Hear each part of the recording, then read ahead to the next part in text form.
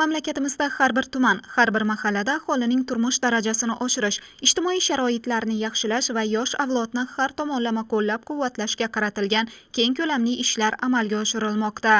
Xususan, kambag'allikdan farovonlik sari dasturi doirasidagi ishlar barqaror ijtimoiy-iqtisodiy taraqqiyotga xizmat qilmoqda.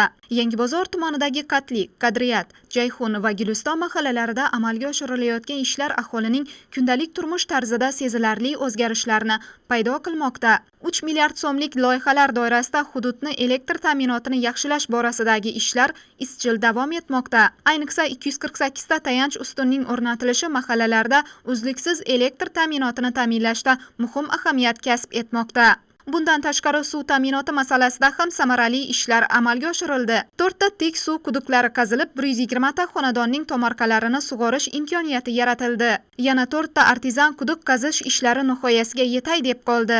Ijtimoiy infratuzilmaning yaxshilanishi bilan bir qatorda aholining ma'naviy ma'rifiy, jismoniy rivoji uchun ham turli dasturlar amalga oshirilmoqda.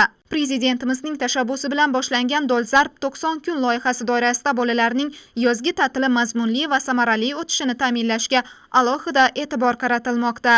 Tumandagi 19-sonli umumiy o'rta ta'lim maktabida tashkil etilgan to'garaklar, sport musobaqalari, ijodiy tanlovlar va mahalliy hunarmandchilikka oid mashg'ulotlar bolalarning qobiliyatini aniqlash va rivojlantirishda muhim o'rin tutyapti.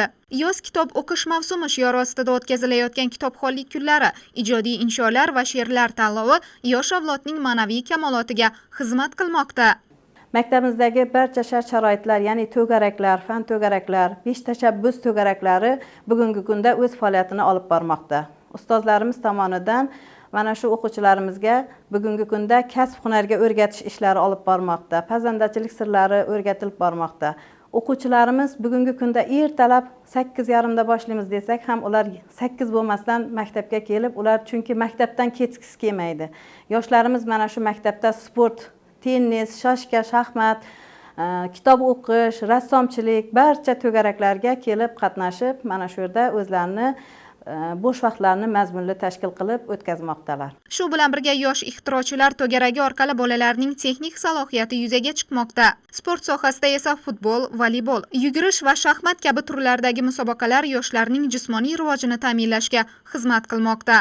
Umuman olganda tumanda Dolzarb 90 kun loyihasi nafaqat yozgi ta'tilni mazmunli o'tkazish, balki yoshlarning intellektual, jismoniy va ma'naviy rivojini ta'minlashga qaratilgan keng qamrovli harakatga aylandi. Tuman maktablaridagi faoliyatlar shuni ko'rsatmoqdaki, loyiha o'z oldiga qo'ygan maqsadlarga erishmoqda va yosh avlodning kamoloti yo'lida samarali xizmat qilmoqda.